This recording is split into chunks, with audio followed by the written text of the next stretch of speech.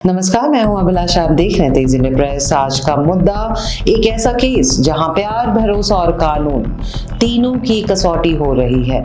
Indian premiere league IPL के RCB से जुड़े क्रिकेटर यश दयाल के केस में कोर्ट ने जो कहा वो सिर्फ कानूनी नहीं, सामाजिक संदेश भी है। One can't be fooled for 5 years।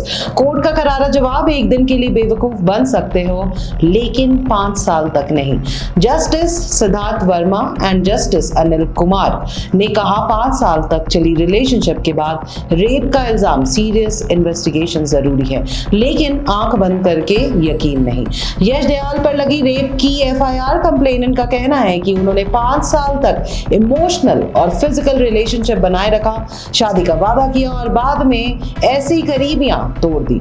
Court ने इस पर ऑब्जर्वेशन दिया कि अगर किसी ने 5 साल तक संबंध में रहने का फैसला किया तो यहाँ कंसेंट और प्रेशर, दबाव का फर्क समझना जरूरी होता है। इंडियन लॉ क्या कहता है? भारतीय कानून IPC section 376 rape, consent under section 90 IPC when consent is given under fear या misconception. Supreme court guidelines, false promise of marriage can amount to rape only if intention was dishonest from the beginning.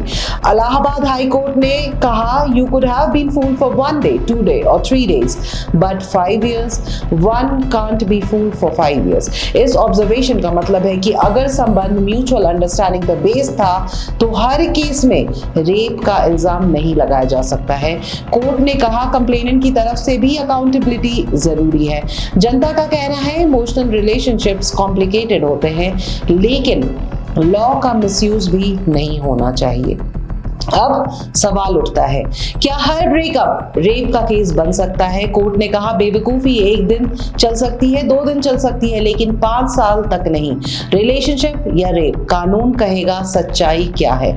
हमारे संविधान में हर नागरिक को fair trial का हक है। Article 21 कहता है right to life and personal liberty के तहत अक्यूज्ड को भी सुनना जरूरी है। यहाँ कोर्ट ने कंप्लेनेंट की बातों पर डाउट नहीं किया लेकिन साफ कहा कि इंटेंशन का एनालिसिस होगा। रिलेशनशिप की पूरी टाइमलाइन देखी जाएगी। दोस्त बनाइए, दिल दीजिए लेकिन समय पर फैसले भी लीजिए। कानून प्रेम संबंधों को भी समझने की कोशिश करता है लेकिन सच्चाई, नियत और समय सबको मिलाकर फैसला दिया जाता है।